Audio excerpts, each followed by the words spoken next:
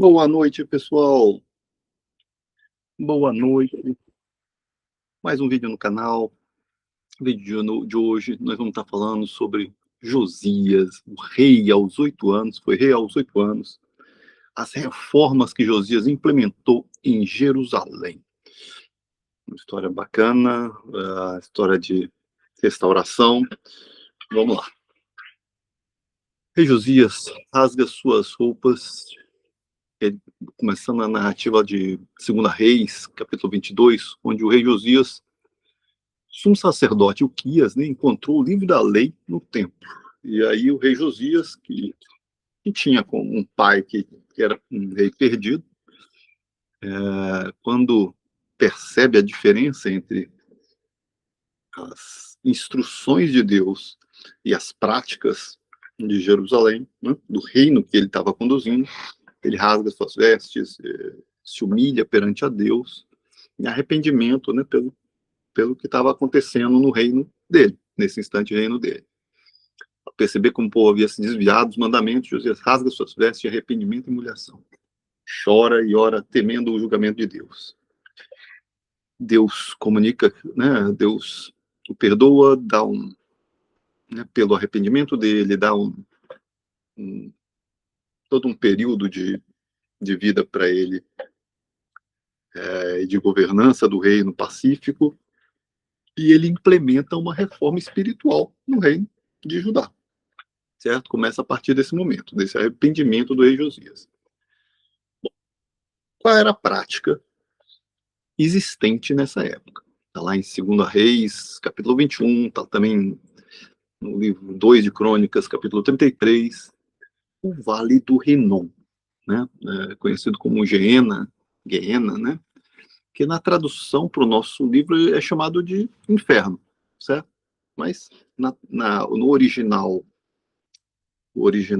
hebraico, né, tem um nome específico, é Geena, né, que era um local em Jerusalém, é Geena. Tá? Na verdade, era o Vale do Rinom. Geena é o Vale do Rinom. Né, a tradução de Geena, né, Vale do Rinom. Então, o Vale do Rinom, Geena, antes da reforma de Josias, era um local infame de idolatria, né, pagã, rituais abomináveis, rei Acais e Manassés, né, pai de Josias, né, pai e avô de Josias, promoveram o culto a Moloque, né, um deus Moloque. Aquele lugar tornou-se símbolo de condenação e castigo divino, certo? Um centro de sacrifícios infantis, queima de resíduos onde o fogo não se apagava. Então, tanto os lixos, né, os lixos da cidade de Jerusalém, quanto, né, sacrifícios horrorosos, sacrifícios de crianças, inclusive, ocorriam naquele local, né, as trevas em Judá.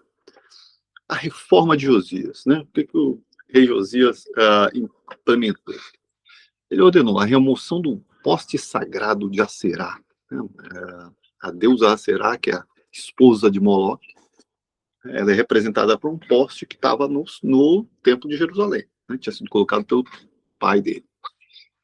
O símbolo idólatra é derrubado do pátio no templo, o povo observa o ato de purificação, o poste é queimado em uma fogueira gigante, né? Então queima esse poste de Aserá numa fogueira gigante.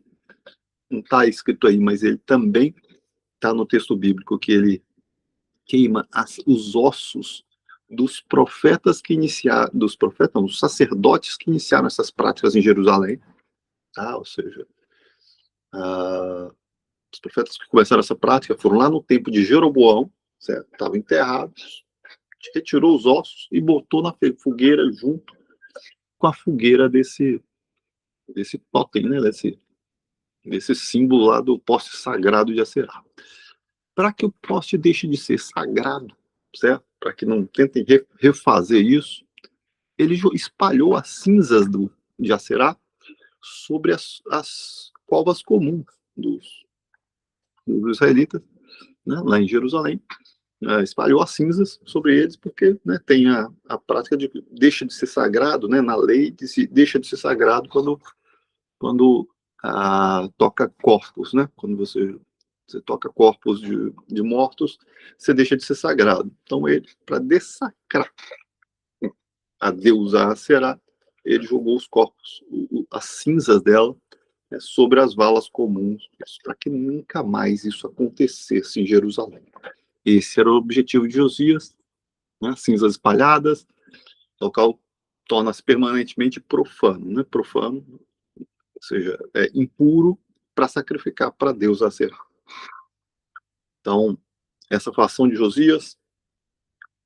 Vamos dar uma olhadinha no mapa de Jerusalém, certo? O mapa histórico de Jerusalém, para a gente entender onde era essa Geena, né? Tofete era o templo, né?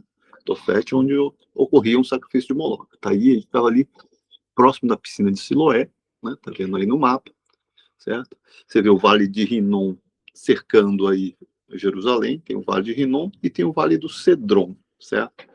Então, no Vale do Rinom,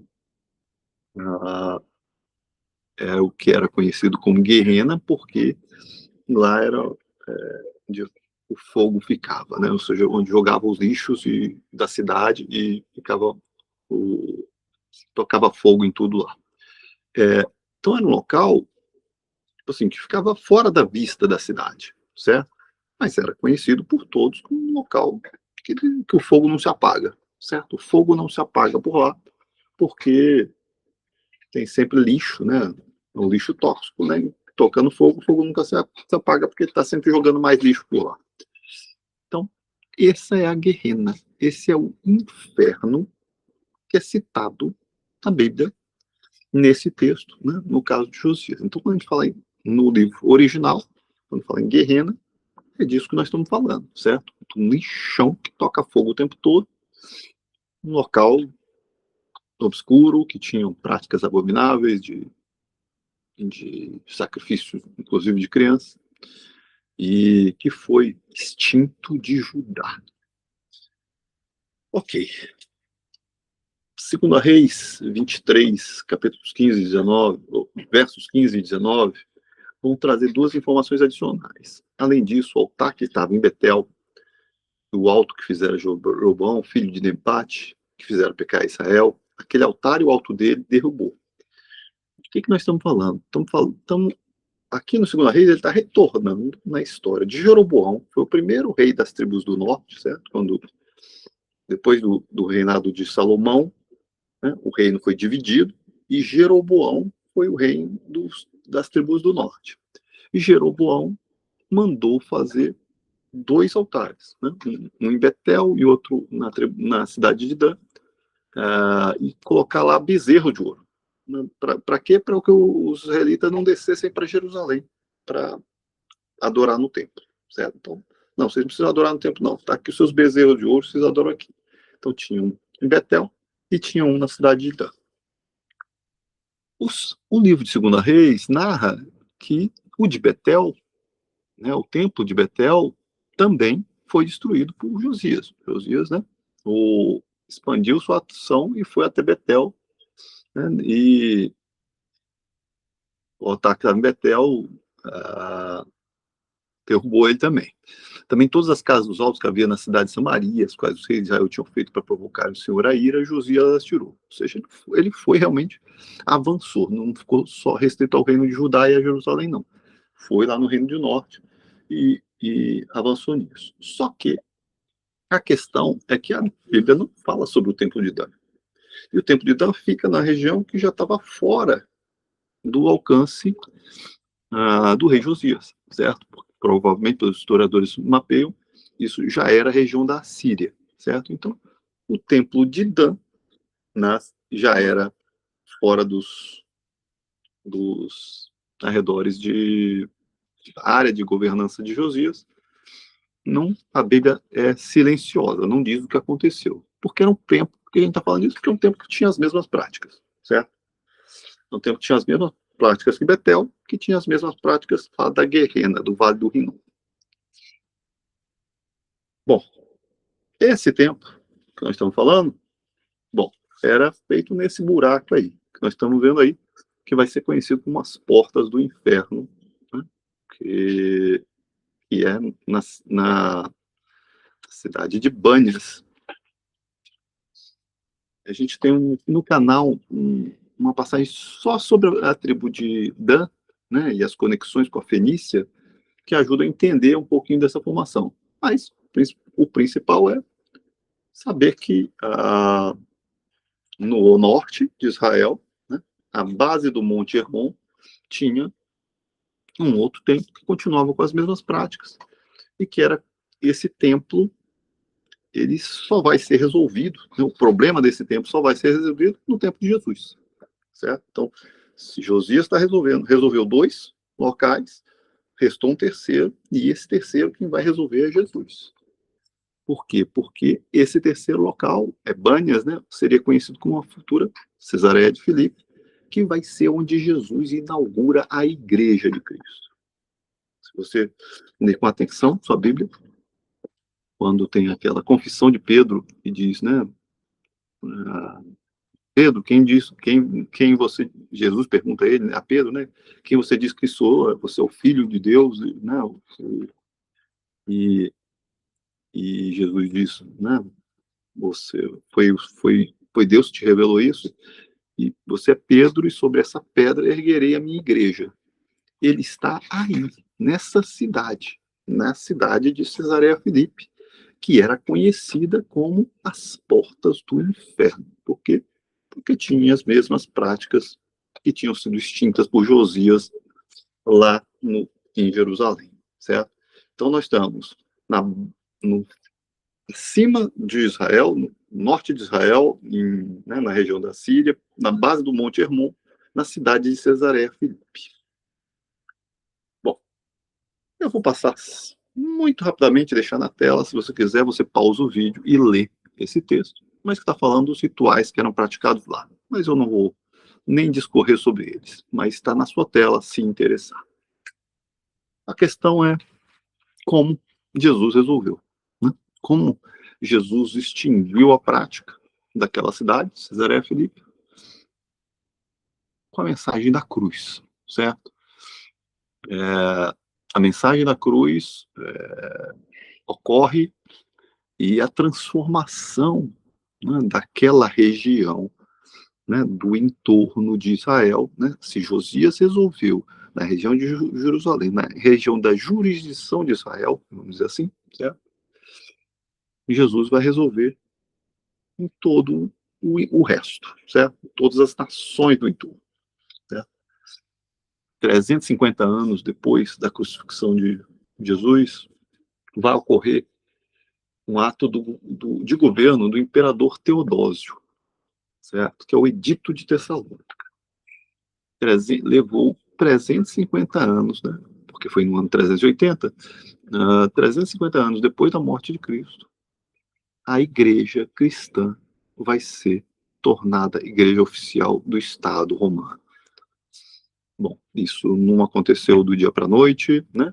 Isso aconteceu num processo, né, onde aqueles deuses pagãos, aquelas práticas horrendas foram, né, cada dia mais sendo não aceitas, certo? Os deuses pagãos, né, foram perdendo sua importância, né, com a demonstração de que aquele, aquela figura que esteve na Judéia e foi crucificado pelos romanos, ele tinha uma mensagem poderosa, certo? A mensagem dele foi tocando corações, foi transformando corações, até o ponto em que o Estado romano tem que ceder. Não pode mais lutar contra os mártires cristãos, muitos mortos mártires cristãos, mas o Estado cede. 350 anos depois, é o Estado que capitula e inverte, ou seja, a partir de agora, não é proibido o cristianismo, não, é proibido os outros deuses. A prática dos outros deuses se torna, né, práticas pagãs de culto aos deuses pagãos, se torna proibida no Estado romano. Certo? É o fim dessas práticas horrendas. Resultado que a gente tem que botar na conta do nosso amado Jesus, um grande sucesso obtido. Mas é importante a gente ver a consequência disso, né? O preço naquele instante. Qual o preço naquele instante? Bom, Roma, em 380, quando foi assinado o decreto Teodósio, né, e transformou Roma numa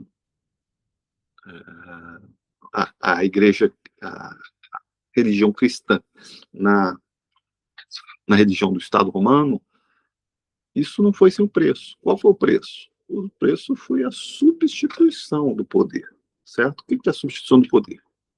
Até aquele ano, 380, existia a figura do Pontífice Máximo Romano.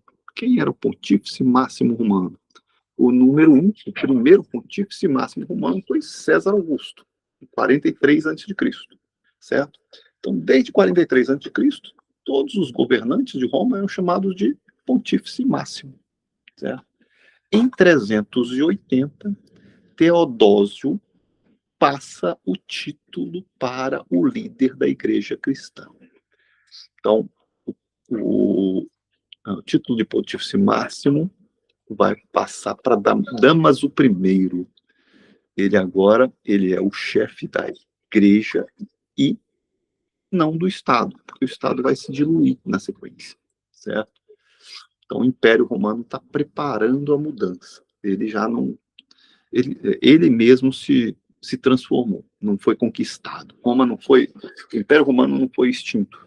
Ele se transformou, certo? Ele se transformou de um império, vamos dizer assim, um império que tentava conquistar as nações, né, do mundo pela força e pela imposição dos seus deuses, e ele se rende a esse Deus cristão, e vai tentar continuar com as práticas agora com esse Deus, certo?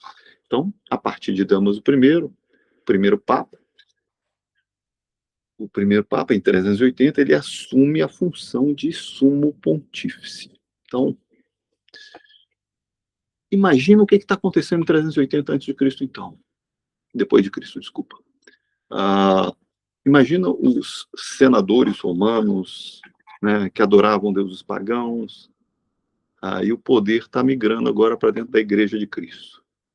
Bom, não preciso dizer que deve ter acontecido um movimento, né, político importante de migração desses senadores, né, para o cristianismo, né, buscando atividades eclesiásticas, porque o poder tinha migrado para isso, certo? Então, o cristianismo é a religião oficial do Estado, os bispos têm acesso a cargos de poder, né? Então a questão deixa de ser a opção agora é pelo poder ou pela fé, né? Já não dá para dizer se é pela fé ou pelo poder. Em 380, essa linha ela é embaralhada, certo?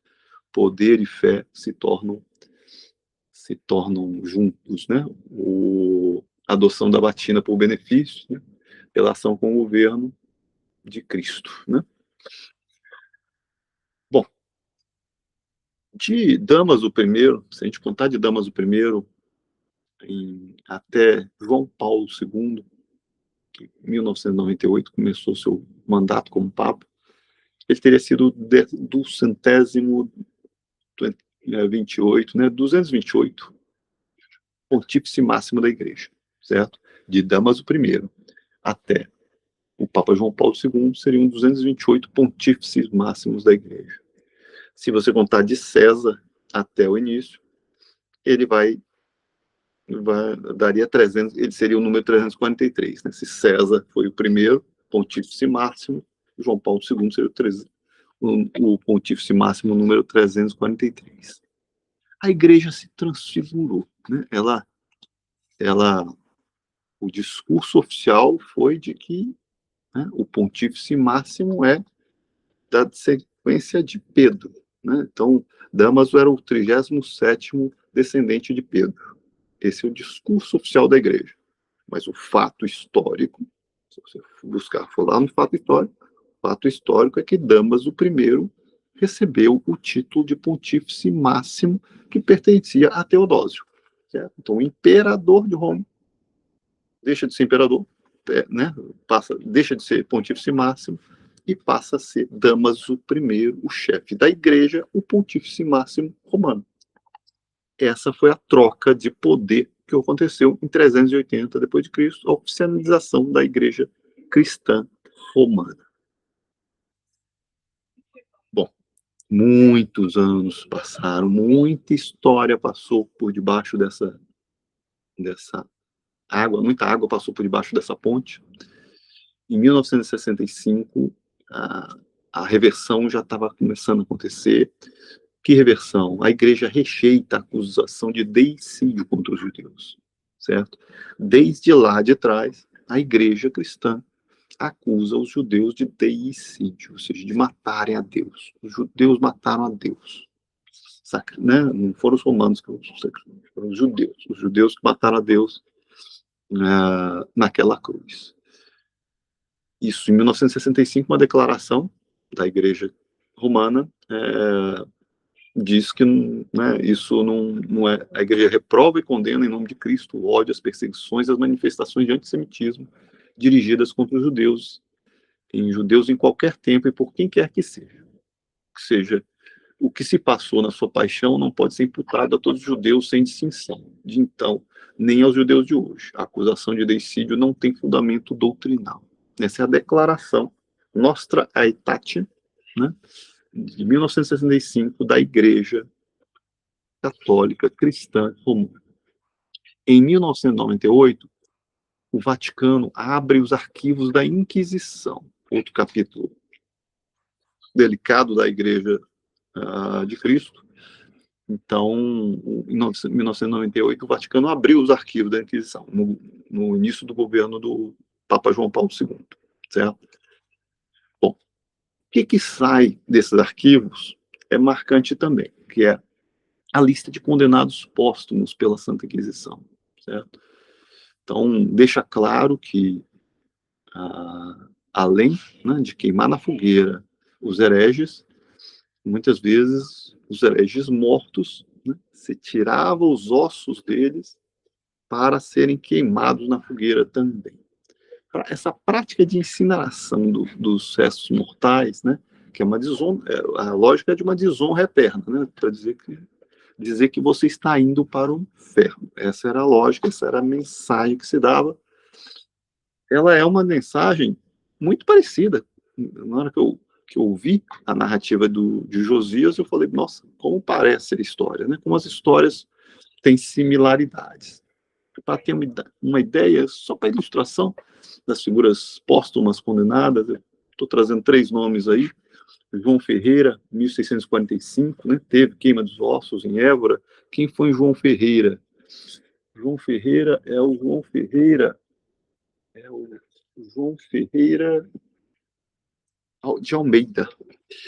Eu, por um acaso, quando eu vi isso, eu fiquei, nossa, João Ferreira de Almeida é quem lançou o primeiro tradutor da Bíblia, da Bíblia Nova Almeida, certo? Nova Almeida, Bíblia protestante. João Ferreira de Almeida foi queimado, teve seus ossos queimados na fogueira da Inquisição na cidade de Évora em 1645. Bom, esse é uma das pessoas. Tem Manuel da Silva, 1672, teve seus ossos exumados. Ana Rodrigues, em 1711, teve condenação póstuma e teve os ossos exumados. Era uma prática recorrente. Eu olhei para isso e falei, nossa, deixa eu entender a estatística do que foi a Inquisição portuguesa e espanhola. Tá bom. A estatística está aí na tela. Está a tabela focada exclusivamente em condenações à morte, né, e executada. Pessoas queimadas vivas ou garroteadas antes da fogueira. Excluindo o número total de processos e diferenciando os crimes. Ou seja, esses aqui não são... eu procurei tirar fora os processos, só as execuções, né, só aqueles que foram efetivamente condenados. Separando por crimes. Primeiro crime, judaísmo. Você sabe o que é o crime de judaísmo, né? O crime de judaísmo é seguir as práticas do Antigo Testamento. Praticar as leis de Deus. Por praticar as leis de Deus, a igreja cristã romana condenou à fogueira entre 1175 e 1800 em Portugal, entre 3.000 e 5.000 na Espanha. Depois de mortos, né, tiveram seus ossos retirados e queimados na fogueira para apontar os que estão indo para o inferno, para a guerrena. Em Portugal, 663, na Espanha, 17.659. Também pelo mesmo crime. Esses dois primeiros blocos são o mesmo crime, né? Só diferenciado quem foi pego vivo e quem teve os ossos queimados depois de morto. Se você olhar para o número, ele é mais de 95%, 98% dos casos de morte, condenação no processo de Inquisição de Portugal e Espanha. Fora deles, menos de 100 foram mortos em Portugal por conta de protestantismo. O nosso amigo Ferreira de Almeida é um deles. E na Espanha, entre 200 e 400. O sodomia, crime de sodomia, em Portugal, 30. Mortos na Espanha, 500, aproximadamente. Feitiçaria, bruxaria, aproximadamente 1 em Portugal e 27 na Espanha, certo? E outros, bigamia, apostasia, etc., residual, ou seja, mínimos casos. Então, você tira feitiçaria, bruxaria, bigamia, apostasia e sodomia, o que resta ali? Protestantismo e judaísmo. 98% dos casos. Ou seja, a igreja cristã que foi convertida lá em Teodósio, em 1500 aqui, está perseguindo, matando, queimando na fogueira quem segue as práticas previstas no Antigo Testamento da sua Bíblia, da minha Bíblia. Bom, tentando dar um conceito histórico de onde nós estamos hoje, né? Citei ali o Papa João Paulo II, mas acho que a gente tem que trazer um pouco para o momento de hoje. Eu botei uma figura aí da clínica de saúde integral ao lado do templo de Moloque, deus do fogo e sacrifício. Moloque é aquele deus para qual as crianças eram sacrificadas na guerrena. E a clínica de saúde integral aí é o nome disfarçado que se dá hoje para clínica de aborto, certo? Que é de saúde integral, nesse clínica de aborto. A prática de sacrificar crianças ao deus Moloque, disfarçadamente, entrou na nossa sociedade de novo, certo? Ao mesmo tempo em que, de um lado, o cristianismo se perdeu perdeu o poderio na Igreja Católica Romana, perseguindo judeus, né, e perseguindo todos aqueles que queriam ler o que está escrito na Bíblia. A sociedade passa a ser atacada na sequência por um processo similar ao que acontecia nos tempos de Josias. Então, assim, é um retrocesso, né, uma volta no passado que só nos remete ao que é o próximo passo de Deus, certo? Se lá na cruz Jesus veio com o cordeiro ofertar-se, a gente sabe, a Bíblia nos conta que no final da história ele não vai vir como cordeiro, vai vir como leão, né? Como leão da tribo de Judá. Essa transformação do cordeiro no leão, ela está muito próxima, está muito claro que a tentativa de retomada dos processos que foram apagados da nossa história, de sacrifício de crianças a Moloque, são a gota d'água, para a perdição, vamos dizer assim, da humanidade, certo? No momento onde, depois de tudo que se o que se ofertou, tudo que se colocou na mesa da parte de Deus, mostrando sua misericórdia, né? Buscando arrependimento dos seres humanos. Se os seres humanos retomam aquela prática antiga, o caminho está apontado no livro de Apocalipse, certo? A ira de Deus está vindo, a ira de Deus vai se manifestar e tirar da mesa de novo essas práticas e purificar a terra. Isso é a narrativa do livro de Apocalipse, a transformação, né, do cordeiro em um leão. E é isso. Se você é um cristão, se você, de alguma forma, passivo perante ao que está acontecendo ao seu redor, está na hora de acordar. Para do termo em inglês que a gente usa, que é wake up sleeper. É acorda dorminhoco. É acorda dorminhoco. Está na hora de acordar. Não é hora mais de uma fé fria. Não é hora mais de uma fé que não tem noção do que está acontecendo no seu entorno. Crianças estão sendo visadas, atacadas, tanto no útero de mães, como depois que nascem,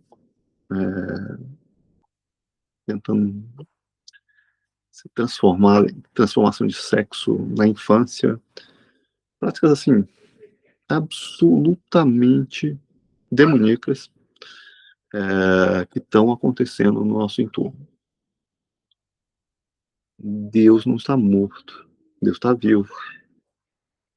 Deus nos deu a Bíblia, nos deu sua palavra, para que nós soubéssemos que Ele vem, que Ele vai botar ordem na casa. Estejamos preparados, sejamos sóbrios, pegamos a cruz de Cristo junto conosco e, e vamos em oração pedir pedir a redenção da humanidade, certo? Pedir proteção para as nossas crianças, pedir proteção para as nossas famílias, pedir que Deus toque os corações que ainda podem ser tocados, enquanto o momento final não chega. Se Josias, né, se o rei Josias botou na ordem na casa, em Jerusalém, no reino de Judá, a ordem na casa sobre as nações, está na hora, certo? Ela está para acontecer. E Jesus vem, Jesus vai ser o nosso comandante, o milênio está vindo aí, nós temos que estar esperançosos, né? Olhar para frente, olhar para isso, mas com muita atenção ao mundo que nos cerca, muita atenção, protegendo nossas famílias, protegendo nossas crianças, sabendo que nós estamos num mundo com muitos perigos. Um grande abraço, que Deus os abençoe, toque seu coração, alerte, esteja em Cristo, conectado com Deus, não se deixe levar pelas mazelas desse mundo e vamos aguardar a vinda do nosso Deus maravilhoso. Um grande abraço, boa noite.